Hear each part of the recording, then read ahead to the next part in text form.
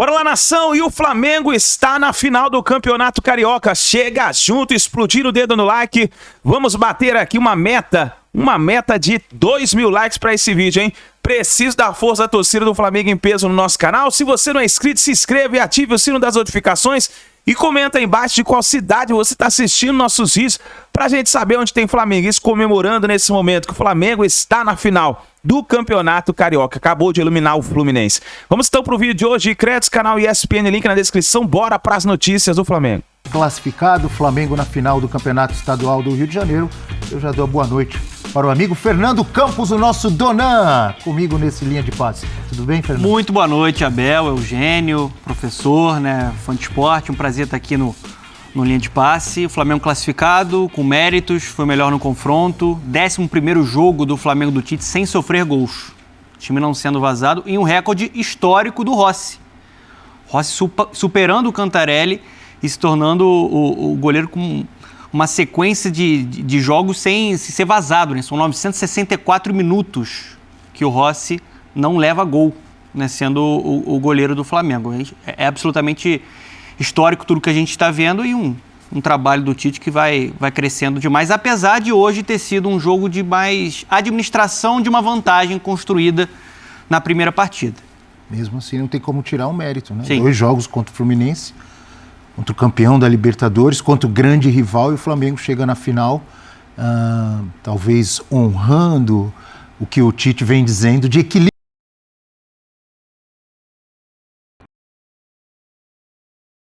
Essa posição. Então o Martinelli no lugar do Felipe Melo, com o Lima entrando no meio de campo. Portanto, mudanças ousadas no time do Fluminense. O Manuel entrou no lugar do Thiago Santos, que foi expulso, estava suspenso. E quem entra no lugar do Felipe Melo, por opção do Diniz, é o Martinelli como quarto zagueiro, deixando o André dessa vez no meio campo. E o Fluminense jogou melhor. Jogou melhor do que ele próprio semana passada e jogou melhor que o Flamengo hoje. Mas não o suficiente para vazar essa defesa. O Flamengo muito forte lá atrás, produziu menos no ataque do que a gente imaginava que pudesse produzir. A gente sabe que ele pode produzir mais. Teve esse gol que daqui a pouco a gente vai entrar em detalhes, vai analisar com calma. Mas, apesar do Fluminense ter, de certa forma, tido maior ímpeto no jogo, não teve grandes chances de gol. A gente não vai falar assim de um momento do Fluminense, era para ter feito. Eu tô pensativo aqui quando você falou o Fluminense jogou melhor. Jogou melhor? Jogou melhor, teve mais vontade, teve mais presente no campo de ataque, mudou muito a sua atitude. Só que, Abel, o que eu tenho falado, e você é testemunha, esse tipo de jogo não é. Você não pode desassociar a primeira perna de um mata-mata da segunda. Ainda mais quando você não tem aquela história do gol fora de casa, valendo como critério de desempate. Então, esse era o segundo tempo de um jogo de 180 minutos que estava 2-0 para o Flamengo. E o Flamengo jogava pelo empate, ou seja, pelo 2-2 no final de tudo. Não servia para o Fluminense ganhar por 2-0. Esse placar ainda classificaria o Flamengo. Ele precisava fazer 3 gols. A gente está vendo aí, a gente viu esse lance do Marcelo, que a bola passa raspando a trave. Não sei se era o Lelê que estava ali, não chegou a tempo de finalizar. Teve um chute do Renato Augusto para fora, que a bola até bate numa outra bola que estava ali do lado da trave. Teve um chute do Renato Augusto na trave. Agora, no gol mesmo, quantas bolas o Fluminense acertou? O Rossi praticamente não trabalhou no jogo, né? Não teve nenhuma grande defesa. E ele quebra um recorde do Cantarelli, como a gente falou, né? Do goleiro com mais minutos, né, em sequência sem ser vazado na história do Flamengo. E isso retrata muito o que é o trabalho do Tite. De um time que hoje é muito mais competitivo, muito mais equilibrado, um time que não sofre gols a 11 partidas, o time titular em jogos oficiais ainda não foi vazado nessa temporada, porque ele está muito bem protegido, né? Eu acho que o jogo de hoje ele está muito relacionado com a primeira partida mesmo, o que o Eugênio está falando. Hoje o Flamengo foi um Flamengo um pouco mais pragmático, que não sufocou tanto na pressão alta como fez e deixou o Fluminense extremamente desconfortável no primeiro tempo. Foi um time hoje que soube com inteligência administrar uma vantagem construída na primeira partida. O Flamengo, além do gol anulado, daqui a pouco o Leonardo Gaciba estará conosco para analisar a arbitragem, para a gente falar um pouco mais desse lance, reclamado pelo Fluminense. E o Flamengo teve um outro lance que foi a defesa. Teve a defesa do Fábio. Teve a defesa do Fábio no chute do Pedro, lembra? No primeiro tempo. Sim, acho que esses dois lances. Teve mais algum? De gol? Não dei boa noite ainda pro professor Celso Zelt. Boa noite, Abel. Tudo bem, professor? A você, boa noite ao Donan, ao Eugênio, todos que nos assistem nesse programa com cara de F360. Pensei que você ia me dar bom dia. Foi isso, né? Ficou essa sensação para o torcedor do Fluminense que esse jogo aí que o Fluminense fez hoje deveria ter sido o primeiro. Com esse empenho, com essa pegada no meio-campo, inclusive na entrada do Lima ajudou muito. Não faltou coragem. Fernando Diniz, mais uma vez, ousou a partir de sua defesa. Hoje ele tinha pela direita um lateral que não era lateral e que era canhoto. Ele tinha no miolo da zaga um volante que não era o volante que normalmente ele usa de zagueiro. Né? Não faltou ousadia, mas faltou o Fluminense ser mais efetivo. Um time não pode ganhar de 3 se chutou uma bola do gol. No gol foi uma, aquela do Renato Augusto na trave. Na trave, na se é que é considerado. Eu acho que na trave não considera o gol, hein? Mas aí você vai me desculpar, mas é a estatística que é burra, porque não tem nada mais próximo de um gol, tanto que quando você comenta, como é que foi o jogo? E nem te conto, chutou na trave. Acho que a estatística tem que aproximar um pouco mais do que a realidade do futebol. Né? Então tá bom. Foi mais próximo de um gol, foi. O Fluminense chegou. De um gol. Você conta assim. E do ponto de vista do Flamengo, muito equilíbrio, mas não tem nada ganho, né? No ano dos 10 jogos sem tomar gol, o campeão foi o Vasco. Então, é um feito você atravessar um campeonato do peso de um campeonato carioca tomando um gol durante toda a competição. É muito significativo. O Abel me perguntava se isso já tinha acontecido em algum outro estadual. É arriscado dizer, porque estaduais tem muito coisas... estadual, hein? É muito estadual durante muitos anos. Mas vamos pegar só os estaduais de maior peso, né? E agora são 11 jogos do Flamengo sem sofrer gol. Então, é muita coisa. Muita coisa. Um campeonato como o Campeonato Carioca já teve até mais jogos, tudo, retudo, terceiro tudo, mas ainda é muito significativo. Não sei se já houve, a gente não sabe... Mas certamente, se já aconteceu, foram poucas vezes de um time chegar numa final de um estadual tendo sofrido um gol só. É raro isso, não é? É raríssimo. É raríssimo. É raríssimo porque você tem um número grande de jogos, né? É muito jogo. Você pegar um campeonato... Você pode até chegar invicto, campeão invicto, já vimos várias vezes. Mas chegar sofrendo um gol só... O Palmeiras está invicto em São Paulo. E o professor falou muito sobre essa ousadia que é uma marca do Diniz. A gente está falando de um Fluminense que é um time extremamente ofensivo, que arrisca. E se a gente for analisar o confronto, quantas oportunidades claras o Fluminense teve nesse confronto? E já no primeiro jogo, quando tinha o Cano, quantas oportunidades o Cano teve no primeiro jogo? Não teve. E isso é o tal do equilíbrio que o Tite tanto falava. Por que o Flamengo não é vazado? Porque esse sistema defensivo funciona muito bem só por conta do Léo Pereira e do Fabrício Bruno, que vivem em grande fase? Não.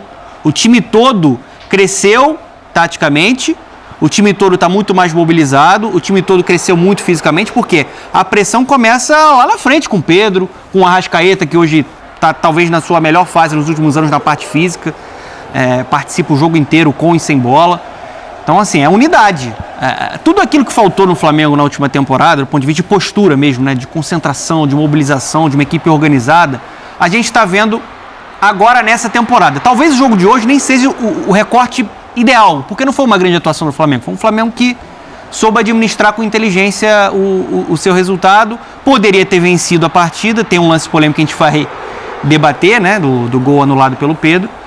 Mas eu acho que é um grande retrato do que o Tite já conseguiu moldar para o início dessa temporada. Né? Ele assume na reta final da última temporada, tem uma pré-temporada para trabalhar, tem a liberdade para conseguir detectar os pontos fracos de um elenco, para conseguir trazer reforços. O De La Cruz hoje de novo muito importante ali jogando com o Pulgar, nessa função que para mim ele tomou conta desse meio campo. E aí a gente está vendo o Flamengo crescendo muito, né, no seu conjunto, Abel. A gente elogiava muito o time do Jesus pelos gols, pela facilidade com que Gabigol e Bruno Henrique, por exemplo, trocavam passes e assistências e gols. Mas é uma retomada do que o time do Jesus fazia. O time do Jesus era intenso desde lá na frente. O time do Dorival conseguiu retomar um pouco isso, mas esse trabalho do Tite parece mais consistente nesse sentido. Em jogos importantes, em jogos difíceis, como foi, por exemplo, o primeiro, antes da gente saber que o Fluminense ia jogar tão mal, era um jogo bastante equilibrado que o Flamengo conseguiu ser superior, sem perder essa força no ataque. Hoje, talvez, a gente possa dizer, poxa, um Flamengo muito recuado, um Flamengo sem cara de Flamengo no Maracanã, mas o fato é que hoje não precisava. Hoje o Flamengo não precisava se expor tanto. E mesmo assim esteve próximo de uma vitória, né? Teve o lance do gol que a gente vai discutir. Já Leonardo Gaciba estará conosco. Vamos falar da arbitragem. É equilíbrio sem perder o vício, sem perder o que tem de mais legal, que é a possibilidade do ataque, do contra-ataque. Hoje teria ganho num contra-ataque. O lance do gol é um contra-ataque do Flamengo. Mas eu gosto de equilíbrio assim, não gosto de equilíbrio em nome da retranca. O professor, muito rapidamente, Abel, assim, a gente fala muito sobre um time que está crescendo. Eu vou trazer um jogador que cresceu muito com o Tite, era muito contestado e ficou próximo até de uma saída do Flamengo. Hoje o Varela, com uma atuação muito correta defensivamente, muito seguro defensivamente. É um jogador que hoje contribui, se tornou útil, se tornou titular do Flamengo. E é aquela velha história. Coletivo organizado potencializa a individualidade do jogador. Ele está mais confiante e tem a confiança também do treinador. Daqui a pouco vamos falar muito mais do Flamengo, do Fluminense. Quero conversar com vocês sobre Gabigol. 5 substituições o Flamengo teve hoje. Gabigol estava no banco, não entrou. Quero conversar com vocês sobre Léo Ortiz. Falamos muito no nosso F360. Aproveitar que tem um time do F360 aqui. E a gente falou, não lembro se foi Eugênio, alguém falou, não, acho que ele já chega como titular. Eu falei, olha, o Tite não é assim, vai ter que esperar. Léo Ortiz estava no banco e eu quero ver quando que ele vai entrar. Do jeito que estão jogando lá o Léo Pereira. Do jeito que a defesa não toma gol. O Fabrício Bruno, a defesa não leva gol. Mas tudo isso é assunto para daqui a pouco, porque já está conosco o Leonardo Gaciba, para falar de arbitragem, Gaciba. Tem polêmica para variar, porque tinha sido validado o gol, o VAR chamou, falta lá atrás, foi falta, não foi falta, o VAR tem que chamar nesse tipo de lance? Tá contigo, Gaciba, boa noite, bem-vindo ao nosso Linha de Passe. Boa noite, senhores, um prazer muito grande estar com vocês aqui, Salvador, tamo junto, e chegando com polêmicas, né, obviamente essa reta final dos campeonatos estaduais tem muitas jogadas polêmicas. Hoje nós tivemos, né, em Pernambuco, 14 minutos, um recorde batido para revisar um gol, 14 minutos de VAR, viu? Foi o recorde batido. E aí a gente está vendo uma jogada, né, no qual, no campo, o gol foi validado pelo Wagner. Observem, por favor, que o Wagner está extremamente próximo e bem colocado para tomar sua decisão de não falta, né, e acaba mandando o jogo seguir e é chamado pelo árbitro de vídeo à beira do campo para marcar a falta. Eu vou passar para vocês, porque você sabe que eu acho e gosto e respeito muito a opinião de todos vocês. Perguntas rápidas para vocês me dizer aí, Abel. Primeiro, foi falta ou não foi? Segundo, é lance para árbitro de vídeo? Essa é a segunda pergunta que eu gostaria de vocês. Num bate-bola aí, o que vocês acham da jogada? Já tivemos esse papo anteriormente, mas obviamente vamos repeti-lo agora no ar. E temos divergências, viu, Gaciba, amiga que acompanha o nosso Linha de Passe. Para mim, essa jogada é falta. E ela, na minha visão, ela é semelhante à jogada do Botafogo e Bragantino, no gol do Botafogo, durante a semana, que eu achava também que era falta. Então, nessa, para mim, o empurrão, na minha visão, acontece. É falta. Se o VAR tem que chamar, eu já fico em dúvida, eu confesso. Vou tocar a bola para os amigos aqui. E aí vocês vão influenciar na minha... E eu acho, concordo contigo, na hora a gente estava vendo junto, a gente lembrou imediatamente, né, do lance do Botafogo, né, do gol do Botafogo, que é muito parecido, é claro que ali o gol do Botafogo sai logo na sequência, né, o jogador que tem o contato ali com o zagueiro do time adversário faz a... Olha o lance aí. É o Hugo em cima do Lucas Cunha e logo depois sai o gol. E eu acho que o grande destaque aí, e até peço ao Gaciba para considerar isso, é a diferença da arbitragem entre Conmebol e Federação Carioca. Na interpretação de arbitragem. Na Libertadores foi considerado normal. E olha, considerado normal pelo Vilmar Rodan, que era o árbitro, o VAR não intercedeu. E o que eu vi a maior parte da mídia esportiva, considerando que está certo, não era para ter marcado falta. Eu acho que foi falta. Tem uma câmera ali que dá para perceber o impacto do contato no corpo do zagueiro que cai. Então você está comigo? Você acha que foi falta? Eu acho que foi falta aquele lance. Agora, eu acho que de hoje não foi. Ué? Porque eu vejo um impacto muito menor. Teve um contato, mas um impacto muito menor. E além de achar que não foi falta, eu acho um absurdo do tamanho do mundo o VAR chamar. Porque, como disse o Gaciba, o árbitro estava em cima do lance. E pior ainda, chamar e o árbitro que viu de perto o lance voltar atrás da decisão. E depois voltar de novo para ver a sequência da jogada. Que ele não é está que tá bem sendo próximo discutido. mesmo. Olha como ele está próximo. Depois do lance abre. Ali, para mim, se jogou. Sinceramente. Olha lá, onde ele está? Tem o contato e ele manda seguir. Se ele está ali e manda seguir, não tem que chamar o VAR. É a minha opinião. Mas é mais que um contato, né? É um empurrão. Para mim é um empurrão. Que há um empurrão aí, você pode discutir isso, o VAR não vai ajudar nunca, a intensidade. A intensidade não dá como medir. E eu chamaria, respondendo aí a pergunta do Gaciba, já que eu acho que foi falta, se eu acho que foi falta, eu acho que houve um erro claro e manifesto. Pelo menos do ponto de vista de quem acha que foi a falta. Então eu chamaria. Eu já acho que não foi falta. Né? Sigo com o critério do lance que é semelhante do jogo do meio de semana entre Botafogo e Red Bull. Você tem um contato, mas a partir de um contato mínimo, o jogador desaba. Para mim foi assim no jogo contra o Bragantino, né? Do Botafogo e Bragantino. E mais uma vez isso acontece no Maracanã com sucesso na Europa, que é um desastre até agora no estadual.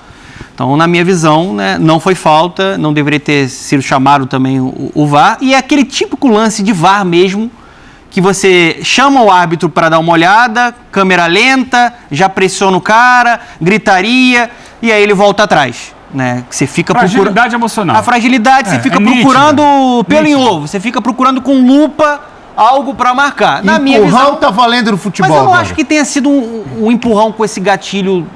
Não, assim, Abel, acho que tem um contato e ele desaba, assim, você não consegue ver o Luiz Araújo fazendo o movimento. Contato é disputa de bola, né, dona? Isso não é uma disputa de bola, isso daí são dois braços. Como que o cara vai ficar de pé no pelo lance menos desse? um braço? Não foi só, ele encosta o braço direito e a partir do momento que ele sente ali o braço, ele dá uma desabada. Eu tô curioso para saber o que vai falar o Gaciba agora nessa dividida, se é VAR. Ele tem a possibilidade de olhar e falar, não, o que eu olhei é o que eu acho mesmo e não vou mudar. Não foi falta. Não é obrigado a mudar. Eu só acho que tem a base do VAR. O Gaciba tá ali ouvindo a gente discutir. A base do VAR é o lema, para mim, mínima interferência, máxima eficiência. Aqui foi máxima interferência, discutível eficiência, porque não é um lance... Eu acho que é a típica falta que é marcada no futebol brasileiro, por exemplo. Assim, o Gaciba, que está sempre em jogos da Premier League, acho que isso nunca seria marcado na Premier League. Um lance desse aí, por exemplo. Bom, em primeiro lugar, muito obrigado. É exatamente isso que eu acho que o fã do esporte gosta dos nossos programas de debate. E é muito legal isso. Por que eu passei para vocês? Eu quero ouvir a opinião de quem vive de futebol, de quem assiste futebol e não é um árbitro de futebol. Isso é muito importante saber como chega a filosofia do árbitro de vídeo aos ouvidos de quem trabalha com futebol como um todo. Acho que todos vocês têm uma opinião muito convergente, né? Primeiro, né, nós não temos uma padronização de critério na arbitragem internacional, né, mundial como um todo. Isso é muito claro. Acho que o lance do Botafogo é extremamente semelhante ao lance que aconteceu hoje à tarde. Extremamente semelhante. Tranco nas costas, né, que aqui no Brasil é marcado falta em 50 de 55 jogadas que acontecem dentro do campo. Essas jogadas são marcadas faltas. Então, para mim, existe a falta, não é um tranco natural, não é aquela questão do jogador estar disputando. Ambos são feitos quanto às costas do adversário, não é aquele tranco ombro a ombro, onde se procura achar espaço, onde se disputa espaço, né? Se esse tranco é nas costas, sem possibilidade de alcançar a bola, Para mim, isso é falta. Concordo com quem diz que o contato hoje do Keno foi hipervalorizado. O Keno hipervalorizou. Esse é o negócio, a credibilidade do jogador brasileiro também é pequena, porque ele valoriza o contato de uma maneira extrema, né? Não teve intensidade para aquele pulo de quase 1 metro para frente que ele teve, mas para mim existiu a falta que o desequilibrou, né? E eu acho que ele valorizou esse contato. Falando isso, né, vamos para o primeiro fato. Para mim a falta existiu. Está dentro do APP, dentro do ataque phase possession. Por quê? Houve pequenas trocas de passe, não houve tempo, né? Teve uma verticalidade na jogada, não houve tempo suficiente para a reorganização da defesa, foi uma jogada rápida, uma ligação de contra-ataque, então para mim ela tem uma relação direta com o gol, ou seja, o árbitro de vídeo deveria incluir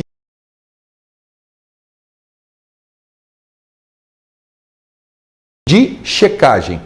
Agora, a questão de intervenção do árbitro de vídeo, aí eu vou fechar com a maioria, né? Para mim, tendo em vista tudo que estamos discutindo aqui, nós não temos um erro claro e óbvio na jogada.